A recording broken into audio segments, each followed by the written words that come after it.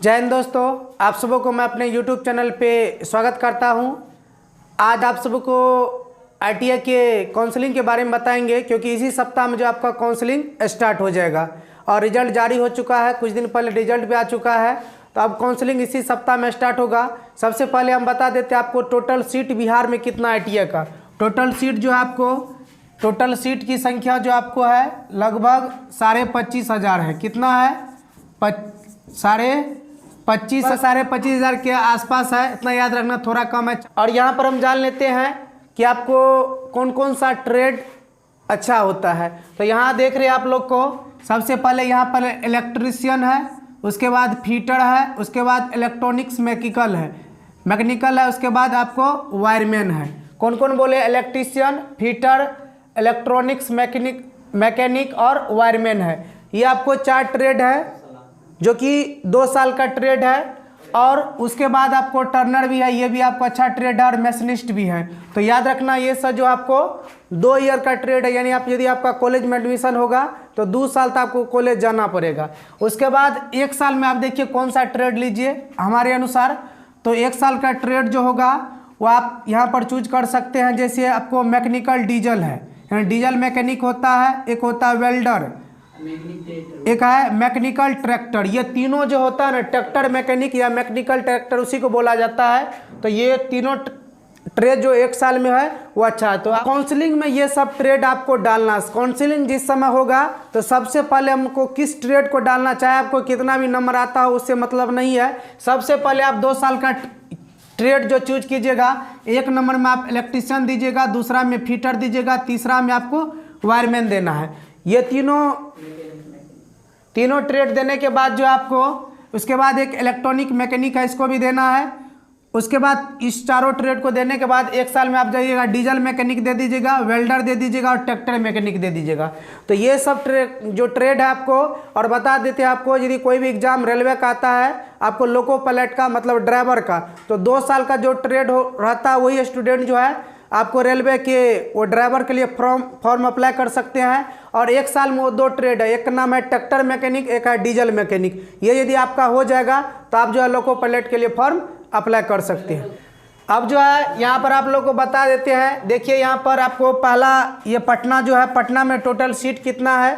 तो पटना में total seat की संख्या आपको है, यहाँ पर देख रहे हैं आप 938 है। कितना सीट है? तो याद रखना, पटना जिला में आपको 938 सीट है। मान लीजिए इस जिला से जो स्टूडेंट होगा, इतना यदि रैंक उसका आता होगा, इतना के अंदर होगा, तो निश्चित तौर पर उसका काउंसलिंग हो जाएगा। चलिए अब आप लोग को बताते हैं सुपौल के बारे में। यानी हम लोग तो सुपौल डिस्ट्रिक्ट से हैं, सुपौल के बारे में बताते हैं सुपौल में कितना सीट है। तो चलिए आप लोग को अब सुपौल के बारे में बताते हैं। यहाँ पर आपको सुपौल डिस्ट्रिक्ट है, सुपौल के बारे में बता देते हैं सुपौल में कितना टोटल सीट है। तो यहाँ पर आप लोग देख रहे हैं सुपौल है, क्या है? सुपौल है। तो सुपौल कितना है? तो याद रखना 847। यदि आपका 847 तक यदि रैंक आता है तो निश्चित तौर पर आपका जो है आपको एडमिशन होगा। आपको बता देते हैं सुपौल जिला में 4 कॉलेज हैं। ये अच्छी खबर है सुपौल जिला के लिए, क्योंकि यहाँ पर 4 कॉलेज है। आपको यहाँ पर देख रहे हैं, यहाँ पर एक आपको ITI बीरपुर है। क्या है? ITI बीरपुर है। उसके बाद आप देख रहे हैं ITI बीरपुर के बाद ITI बीरपुर, उसके बाद ITI सुपौल भी है। यहाँ देख रहे हैं आप लोग, क्या है? ITI सुपौल है। ITI सुपौल हो गया, उसके बाद आपको ITI बीरपुर हो गया, उसके बाद ITI त्रिवेणीगंज है, उसके बाद ITI जो है आपको निर्मली है।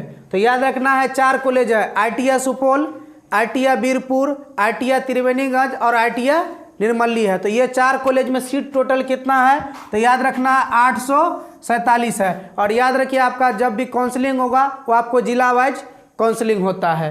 तो आप लोग को कोई भी रैंक आता हो, कितना भी नंबर हो, तो आप लोग को आप बता चुके हैं इस वीडियो में पहले कि सबसे पहले आपको क्या डालना है। तो सबसे पहले आपको इलेक्ट्रीशियन डालना है, उसके बाद आपको फीटर डालना है, उसके बाद इलेक्ट्रॉनिक मैकेनिक डालना है, उसके बाद आपको वायरमैन डालना है। और 1 साल के ईयर में जब आइएगा तो सबसे पहले आप चूज कीजिएगा आप ट्रैक्टर मैकेनिक, उसके बाद डीजल मैकेनिक, उसके बाद वेल्डर को चूज करना है। और एक बात और जान लीजिएगा, आप लोग जितना भी ट्रेड दीजिएगा तो सबसे पहले आप NCBT में दीजिएगा।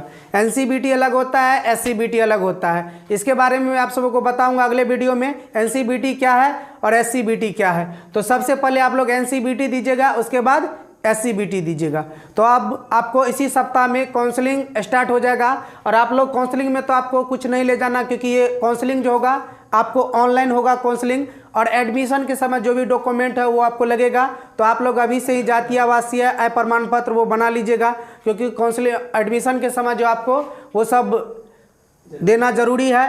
ये नहीं है कि जब अब हमें मेरा एडमिशन हो रहा तो उस समय हम जातीय आवासीय बनाने जाएंगे। पहले से आप लोग तैयार करके रखिएगा पूरा डॉक्यूमेंट, क्योंकि काउंसलिंग के ठीक बाद आपको 5 से 7 दिन के अंदर आपका वो कॉलेज अलॉटमेंट हो जाएगा, किस कॉलेज में आपका एडमिशन होगा। और आप सबों को ये समझने में कोई भी दिक्कत होगा तो आप लोग कमेंट बॉक्स में जरूर लिखिएगा, हम उसका रिप्लाई देंगे। और अगले वीडियो में आप सबों को फिर से पूरी डिटेल से बता देंगे। जैसे ही काउंसलिंग स्टार्ट होगा एक फिर से मेरा वीडियो आएगा और उस पर पूरी जानकारी दी जाएगी। और यदि इसमें किसी भी प्रकार की दिक्कतें होगी आप लोग कमेंट कीजिए। कमेंट आपका 24 घंटा ओपन रहता है, आप कभी कमेंट कर सकते हैं, आपका रिप्लाई हो जाएगा।